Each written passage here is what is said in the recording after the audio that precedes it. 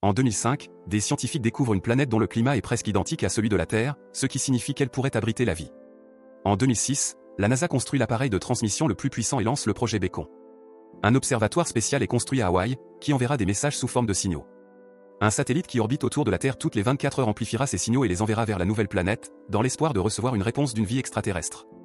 Pendant ce temps, Alex fête son anniversaire dans un bar avec son frère, le commandant Stone, qui veut qu'Alex rejoigne la marine. Alex refuse et Stone va flirter avec Samantha, qui ne cesse de demander un burrito, mais la cuisine est fermée. Déterminé à l'impressionner, Alex court jusqu'au magasin pour en acheter un, mais celui-ci est également fermé. Il finit par grimper sur le toit et tombe à l'intérieur lorsqu'un panneau du plafond se brise. Après avoir pris un burrito et l'avoir réchauffé, Alex laisse de l'argent sur le comptoir et utilise une échelle pour s'échapper. Cependant, il tombe et endommage de nombreux produits. Quelques secondes plus tard, la police poursuit Alex dans la rue.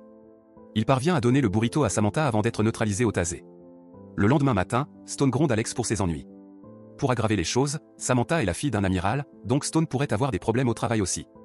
Stone se plaint que son frère n'a ni emploi ni sens des responsabilités, avant d'annoncer qu'il l'oblige à rejoindre la marine.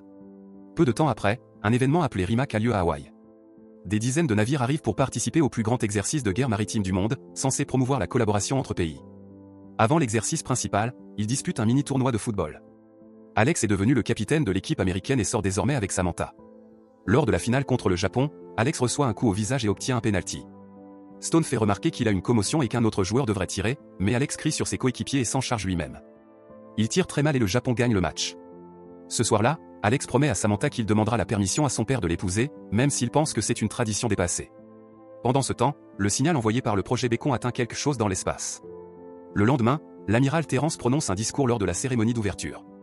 Alex arrive en retard et se faufile pour rejoindre son équipe sur le navire, ce qui est bien sûr remarqué par les supérieurs. Lors de la fête qui suit, Samantha convainc son père de donner 5 minutes à Alex pour parler, mais il est clair que Terrence ne l'aime pas. Un Alex très nerveux va aux toilettes pour répéter ce qu'il va dire et se fait moquer par Nagata, le joueur qui l'a frappé. Une dispute éclate et se termine par une bagarre. Quelques secondes plus tard, il se retrouve dans le bureau de Terrence, prétendant qu'il s'agissait d'un accident, mais Terrence ne les croit pas et les réprimande tous les deux. Ensuite, il demande à parler seul avec Alex pour lui dire qu'il gâche ses talents et que Samantha mérite mieux. Le premier jour de l'événement se déroule bien et tout le monde peut montrer son esprit d'équipe en dirigeant l'immense nombre de navires, d'avions et d'hélicoptères. Ce soir-là, Stone confirme qu'Alex sera renvoyé une fois l'exercice terminé. Le lendemain, Samantha continue de travailler comme kinésithérapeute. Elle est assignée à Mick, un ancien colonel qui a perdu ses 2 jambes au combat. Il est très déprimé depuis, alors Samantha l'emmène en randonnée et essaie de lui apprendre une nouvelle façon de voir la vie. Pendant ce temps, un énorme objet passe près de Jupiter et se divise en 5 morceaux. Le département des contacts extraterrestres remarque cela sur ses radars et appelle immédiatement la NASA, l'armée de l'air et le projet Beacon. Les objets volent en formation et se dirigent droit vers la Terre, ce qui signifie qu'il s'agit de vaisseaux spatiaux intelligents et non de simples astéroïdes. L'un de ces vaisseaux s'écrase contre un satellite et se détache du groupe en se désintégrant. Les 4 autres vaisseaux tombent dans l'océan Pacifique, ce qui est observé depuis les collines par Samantha et Mick. Le vaisseau endommagé s'écrase à Hong Kong, détruisant plusieurs immeubles et tuant des milliers de personnes. Les débris tombant du ciel tuent des milliers d'autres alors qu'ils tentent de fuir. Bientôt, les techniciens confirment que les vaisseaux viennent de la nouvelle planète, ce qui signifie qu'ils répondent aux signaux envoyés par les humains. Tous les navires à Hawaï interrompent l'exercice et commencent à chercher les vaisseaux dans l'océan, bien qu'ils n'apparaissent pas sur le radar. Des scientifiques chinois prélèvent un échantillon du vaisseau endommagé et découvrent qu'il est fait d'un matériau inconnu. Ces motifs en gris semblent être une unité de communication. Quelques heures plus tard, les navires à Hawaï aperçoivent quelque chose d'étrange à la surface de l'eau, mais cela n'apparaît toujours pas sur les radars. Un bateau s'approche du vaisseau spatial et tente d'entrer en contact, mais il n'obtient aucune réponse. Alex saute sur le métal et rien ne se passe. Il essaie alors de toucher la structure principale, mais une décharge électrique le projette en arrière. Tandis que Cora se précipite pour le secourir, le vaisseau accumule de l'énergie et tire 2 faisceaux vers le ciel. Cela crée un champ de force autour de la zone, piégeant la moitié de la flotte à l'intérieur. Ceux qui sont pris dans le champ ne peuvent plus communiquer avec l'extérieur et leur radar commence à tomber en panne. Un avion de chasse tente de traverser le champ de force et explose au contact. Soudain, les vaisseaux émergent de l'eau, se révélant gigantesques et très avancés. Quand Stone fait retentir la sirène de son navire en guise d'avertissement, un vaisseau spatial répond par une onde de choc puissante qui brise toutes les vitres et blesse les oreilles des gens. Ensuite, la marine tire un missile d'avertissement qui ne cause aucun dégât. Le vaisseau alien réplique avec ses propres missiles, alors les soldats commencent à tirer pour les détruire en plein vol. Malheureusement, un missile atteint quand même un navire et explose, causant de graves dégâts et tuant plusieurs hommes. Sur le bateau, l'équipage se déplace autour du vaisseau spatial en tirant à vue tout en esquivant les attaques. Stone ordonne aussi de tirer depuis le navire principal, mais leurs systèmes de verrouillage sont endommagés par l'onde de choc et l'attaque n'est pas très efficace. Le vaisseau spatial ripostait, une fois de plus, les soldats ne parviennent pas à arrêter tous les missiles. L'un d'eux explose sur le navire, tuant plusieurs hommes et provoquant une brèche qui inonde la salle. Un Stone désespéré ordonne à ses hommes de continuer le feu, mais l'ennemi riposte avec une attaque plus puissante et le navire entier explose. Après avoir vu son frère mourir, Alex renvoie le bateau vers la flotte. Il apprend que tous les officiers supérieurs sont morts lors de l'attaque, donc c'est lui qui devient le plus gradé et prend le commandement. Avide de vengeance, Alex dit à l'équipage de se préparer à une attaque totale. Sur le navire japonais, Nagata ordonne à ses hommes d'apporter du renfort. Les aliens répliquent immédiatement et désactivent le navire de Nagata avec une grosse explosion. Alex veut continuer à se battre, mais son équipage le ramène à la raison. Ils font donc demi-tour et vont sauver les soldats japonais de leur navire en train de couler. En l'absence de menace, le vaisseau spatial range ses canons. Cependant, la structure principale alien se recharge et envoie une série de machines destructrices accompagnées d'un petit appareil volant. 2 destructeurs atterrissent sur la base militaire d'Hawaï, détruisant chaque bâtiment, avion et hélicoptère sur leur passage. Un autre destructeur atterrit en ville, interrompant un match de baseball. Il s'arrête devant un enfant, mais l'ignore. Il s'attaque plutôt aux autres machines et structures comme les ponts, provoquant la chute de voitures dans un gouffre. Sur les collines, Mick et Samantha voient passer le petit appareil volant. La police les trouve et leur ordonne de quitter la zone, mais Mick reste car il veut voir les extraterrestres. L'appareil se pose à côté de l'observatoire et le pilote en sort pour analyser la structure. Quand les voitures de police apparaissent sur la route, une puissante onde de choc les arrête et le pilote les attaque. En secourant les soldats japonais, l'équipage trouve le pilote extraterrestre qui était tombé lors du crash du satellite. Il lui retire le casque pour mieux l'examiner, mais l'alien se réveille soudain et saisit le visage d'Alex. Cela lui fait voir une vision de ces extraterrestres attaquant et conquérant des dizaines de planètes à travers l'univers. Brusquement, une explosion frappe le mur et projette tout le monde à terre. À travers le trou dans le mur, des soldats aliens entrent dans le navire et récupèrent leur pilote avant de repartir.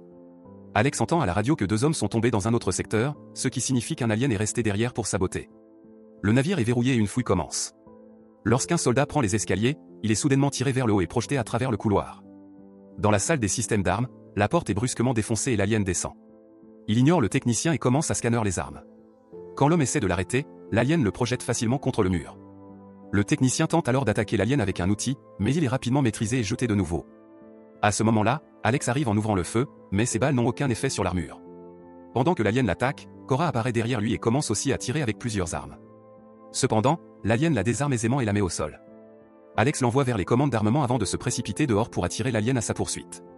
Cora oriente le canon et Alex saute pour se cacher derrière la rambarde tandis que le tir finit par tuer leur ennemi. Sur les collines, Mick et Samantha trouvent les voitures de police détruites. Après que Samantha a pris les clés sur un corps, le duo aperçoit les aliens qui arrivent et se précipitent pour se cacher. Heureusement, les extraterrestres pensent que les bruits venaient des chevaux et s'en vont. Ensuite, Mick récupère des armes tandis que Samantha essaie d'utiliser la radio de la seule voiture encore debout. Soudain, ils sont rejoints par Cal, l'employé de l'observatoire. Il explique que les aliens ont pris le bâtiment et qu'ils essaient d'utiliser les satellites terrestres pour rétablir la communication avec leur planète d'origine, puisque leur vaisseau de communication est celui qui s'est écrasé. S'ils réussissent, une armée extraterrestre entière viendra sur Terre. Pendant ce temps, les médias reçoivent enfin l'autorisation du gouvernement d'annoncer que les extraterrestres envahissent, et divers dirigeants disent aux gens de rester calmes. Cependant, la population panique quand même et des émeutes commencent à se répandre dans les rues. À bord du navire, un soldat met le casque de l'alien et remarque qu'il ressemble beaucoup à des lunettes de soleil. Il se rappelle aussi que l'extraterrestre avait les mêmes yeux qu'un lézard. Il en conclut que, tout comme les lézards, les aliens sont faibles à la lumière du soleil et que leur armure les protège. L'équipage commence à discuter d'idées sur la façon d'utiliser cette information, ce qui est difficile car leurs radars ne peuvent pas détecter les extraterrestres. Nagata fait remarquer que les aliens ne voient pas non plus les humains. Ils réagissent seulement aux attaques directes. Ils pensent qu'ils peuvent utiliser les bouées météorologiques pour remplacer les radars, car elles peuvent mesurer les déplacements d'eau que les vaisseaux causent à chaque mouvement. Les techniciens accèdent à toutes les bouées de la zone et parviennent à tracer une carte complète. Alex est tellement impressionné qu'il confie à Nagata le commandement de l'opération. L'équipe surveille la carte et repère un vaisseau dès qu'il bouge, ce qui leur permet de réagir rapidement et d'ouvrir le feu. Malheureusement, le tir manque sa cible et le vaisseau commence à se diriger vers la flotte. En voyant un autre vaisseau passer, Samantha aimerait pouvoir contacter Alex pour lui parler de l'observatoire. Cal explique que les extraterrestres bloquent leur communication à l'aide d'une impulsion de brouillage, ce qui signifie que ce n'est pas une barrière totale et qu'il peut y avoir des failles permettant de faire passer un message à travers le champ de force. Pour ce faire, il a besoin d'un appareil resté à l'observatoire. Mick force un Cal terrifié à aller le récupérer. Cal se faufile prudemment en rampant dans l'obscurité et entre dans l'observatoire par la porte arrière. Après avoir récupéré son appareil, un extraterrestre apparaît derrière lui et touche le métal, mais il ne peut pas voir Cal lui-même. Cela lui permet de s'enfuir et de retrouver ses amis. Le navire d'Alex lance une nouvelle attaque qui manque encore sa cible, et cette fois les extraterrestres ripostent. Heureusement, le navire parvient à esquiver ou à abattre les missiles, même si l'explosion le secoue fortement. Maintenant que les vaisseaux sont si proches, la prochaine attaque humaine touche enfin sa cible et ils parviennent à abattre 2 vaisseaux. À ce moment-là, Samantha réussit à contacter le navire. Elle dit à Alex que les extraterrestres entreront en contact avec leur planète dans 4 heures, donc ils doivent détruire l'observatoire avant la fin du temps imparti. Alex tente de demander plus de détails, mais l'appel est interrompu. Ensuite, l'équipe remarque des déplacements d'eau anormaux sur les bouées. Il semble que le vaisseau spatial saute d'un endroit à l'autre pour les tromper. Alex a une idée et ordonne aux hommes de préparer les armes. Pendant le reste de la nuit, les navires se dirigent vers l'île et s'arrêtent là au matin. Lorsque le vaisseau spatial s'approche d'eux, ils attendent le lever du soleil et ouvrent le feu pour briser les fenêtres. La lumière du soleil aveugle immédiatement les extraterrestres et les soldats lancent des missiles pour faire exploser le vaisseau spatial à une vitesse impressionnante. Soudain, les destructeurs reviennent et commencent à démolir le navire d'Alex, tuant des soldats et provoquant de nombreuses explosions. Un homme est coincé dans un couloir, mais avant qu'il ne se fasse tuer, Cora le tire hors de danger. Alors que le navire commence à couler, l'équipage saute à la mer pour se sauver sur les canaux de sauvetage. Alex et Nagata s'entraident pour grimper sur la dernière partie encore debout et réussissent à sauter juste avant que le navire n'explose. En voyant cela depuis les collines, Samantha et Mick décident de se rendre à l'observatoire, mais Cal choisit de rester en arrière. Les soldats sur les canaux se sentent vaincus, mais Alex dit qu'ils peuvent utiliser un vieux cuirassé désarmé qui sert de musée. Ils montent à bord et découvrent que les systèmes sont obsolètes, donc tous les tirs doivent être effectués manuellement. Ils n'ont pas assez de personnes ni d'expérience pour les utiliser. Heureusement, les soldats retraités qui ont assisté à l'événement viennent sur le navire prêt à aider. Les deux équipages travaillent ensemble pour enlever toutes les décorations, remettre les systèmes en marche et effectuer les réparations nécessaires. Le navire prend la mer et remarque que la structure extraterrestre envoie à nouveau des faisceaux. Cette fois, elle sort de l'eau et se transforme en machine de guerre avec de nombreuses armes prêtes à tirer. Alex fait pointer les canons par Cora sur le côté et le navire commence à virer. Lorsque les extraterrestres ouvrent le feu, Alex ordonne de larguer l'ancre. Le navire s'arrête et les missiles ennemis tombent dans l'eau. Les humains se mettent alors à tirer aussi vite que possible, endommageant le vaisseau spatial petit à petit. Les extraterrestres ripostent et causent quelques dégâts, mais pas assez pour couler le navire. L'équipage maintient la cadence de tir et finit par détruire le vaisseau spatial, y compris l'appareil qui maintenait le champ de force. Cela permet à l'autre moitié de la flotte, avec Terrence, de rejoindre la bataille. À ce moment-là, les extraterrestres dans l'observatoire envoient le message et un rayon de lumière monte vers le ciel. Mick et Samantha arrivent dans la voiture de police et roulent à travers les lignes électriques jusqu'à ce qu'ils s'écrasent. Cela suffit à arrêter la transmission, mais maintenant Samantha et l'arme sont coincées dans la voiture. Lorsqu'un extraterrestre s'approche, Mick se jette sur lui et commence un combat. L'extraterrestre perd son casque dans le processus et la lumière du soleil l'aveugle, donnant l'avantage à Mick jusqu'à ce que l'alien le mette au sol. Quand la créature est sur le point de le tuer, Cal réapparaît et la frappe avec son appareil. Mick étrangle alors l'extraterrestre jusqu'à la mort pendant que Cal aide Samantha. Le trio s'enfuit tandis que d'autres extraterrestres reconnectent tout pour envoyer le message. Sur le navire, l'équipage coopère pour déplacer un missile spécial qui détruira l'observatoire. Le vaisseau spatial détruit prépare plus de destructeurs, et comme les humains n'ont plus qu'un tir, l'équipage pense qu'ils vont mourir lors de leur dernier assaut. Le missile est tiré et fait exploser l'observatoire, tuant tous les extraterrestres dans la zone et stoppant définitivement le message. Quand les destructeurs s'apprêtent à détruire le cuirassé, les avions de chasse arrivent enfin et les abattent en premier. Les jets détruisent également les restes du vaisseau spatial principal, mettant fin à la bataille une bonne fois pour toutes.